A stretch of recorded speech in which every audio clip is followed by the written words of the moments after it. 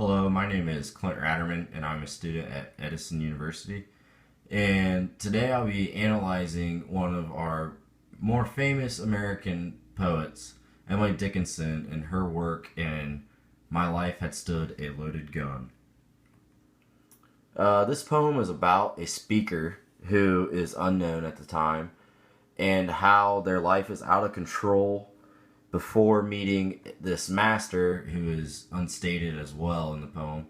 And when they meet this master, they become very strong and aggressive and they feel almost invincible. And literally, this is how the poem was taken, but many people view this as a poem relating to anger. The meter of this poem is free verse. It's not really written like any other poem I've ever read. In fact, I would say it's almost more like a prose than anything because it's written in regular English and has no rhyme, no meter at all.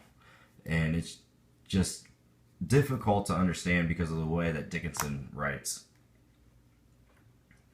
The poem is organized chronologically.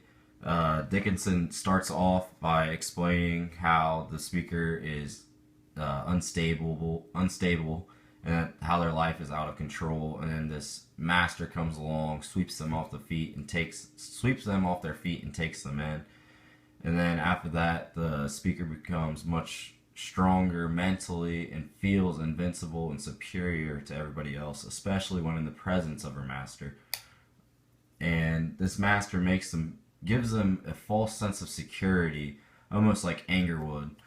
And then the poem ends with the speaker describing how he or she knows that the master will die before them, and how they wish it were the other way around because they want to die strong. But if the master's gone first, then they will be weak and ready to die. As I mentioned earlier, the poem is closely related to anger. The theme of this poem is obviously anger. Everything from the speaker and her master relates to anger. In fact, I believe that the master itself is anger, and the anger takes in and absorbs the speaker's life and makes them strong and gives them this false sense of security and makes them feel superior. And anger is present throughout. After the master sweeps them in, they go to the sovereign woods and hunt deer. I mean, the speaker feels strong and feels like they can't be stopped or anything. And then when there is a slight hint of pleasure, as in the smile crossing their face here in this third stanza, the Dickinson describes it as just sliding past their face, as almost like a volcano, as the references to Mount Vesuvius here, and how it is shown for a glimpse, but at any time the person could blow up just like a volcano.